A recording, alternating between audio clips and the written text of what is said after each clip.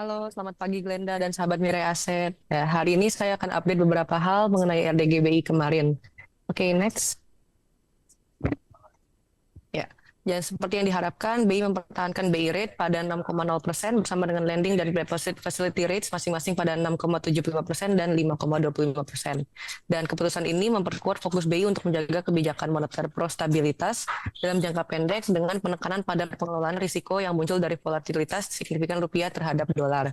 Dan saat ini, BI merujuk pada ketidakpastian akan waktu penurunan suku bunga The Fed sebagai faktor dalam menentukan kebijakan moneter di masa depannya. Next. Untuk saat ini sebenarnya kondisi ekonomi di Amerika Serikat masih terbilang relatif resilient di tengahnya global economic slowdown. Dan ruang untuk penurunan suku bunga sebenarnya masih terbuka, tapi sebenarnya juga tugas dari The Fed adalah menemukan titik equilibrium untuk menurunkan suku bunga. Jika terlalu lama higher for longer, maka akan ada risiko resesi, dan jika terlalu early atau prematur, maka inflasi akan sulit untuk dikendalikan. Dan jika kita lihat sekarang di core PCE inflation, yaitu indikator paling sensitif terhadap suku bunga, ini juga sudah mulai melandai. Tapi menurut komentar beberapa pejabat The Fed, sebenarnya ekonomi Amerika Serikat, terutama jika dilihat dari data ketenaga kerjaan dan tingkat inflasi masih walaupun melandai, tapi cukup tinggi sehingga ekspektasi pasar yang tadinya turun 25 basis point di bulan Maret, akhirnya shift ke penurunan paling awal di bulan Mei 2024. Next. Dan di sisi lain, jika kita lihat chart di sini ini ada data ketenaga kerjaan yang Amerika Serikat yang cukup kuat dan sebenarnya juga akan lebih restriktif terhadap proses disinflasi di Amerika Serikat ke angka target The Fed yaitu di 2,0%.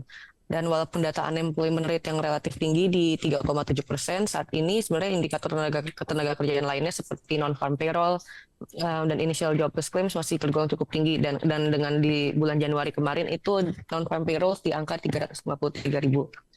Dan initial jobless claims di minggu lalu itu masih cukup rendah dan terakhir di angka 212.000 sehingga US labor market sebenarnya masih tergolong cukup resilient. Next.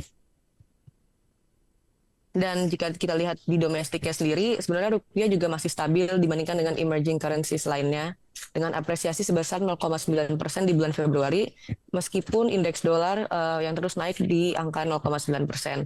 Dan kedepannya sebenarnya nilai tukar rupiah ini diperkirakan akan tetap stabil dengan kecenderungan menguat.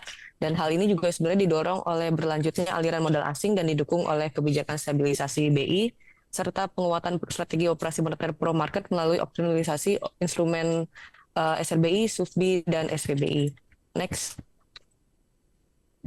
Dan namun saat ini sebenarnya indikator ekonomi di Indonesia masih cukup menunjukkan ruang bagi penurunan suku bunga oleh BI didorong oleh inflasi yang stabil, external balance yang manageable dan juga slowdown di domestic area. Dan dengan inflasi inti yang diharapkan ada di bawah level 2,0% dan BI juga merevisi angka inflasi di rentang 2,5% plus minus 1%, ada beberapa risiko yang perlu diadres. Contohnya di sini ada inflasi pangan. Inflasi pangan ini cukup signifikan dalam komponen inflasi Indonesia, di mana adanya volatilitas dan fluktuasi nilai harga pangan karena adanya seasonal factors dan adanya peristiwa El Nino, di mana harga pangan bisa melambung tinggi.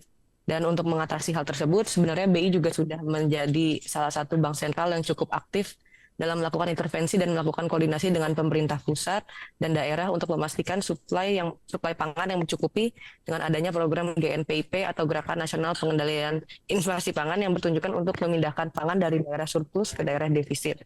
Sehingga dengan inflasi yang cukup terkendali dan stabilitas nilai tukar rupiah, maka ada ruang yang cukup ample untuk BI menurunkan suku bunga paling cepat di semester 2 tahun ini atau bahkan lebih awal dibandingkan The Fed. Sekian mungkin dari presentasi saya.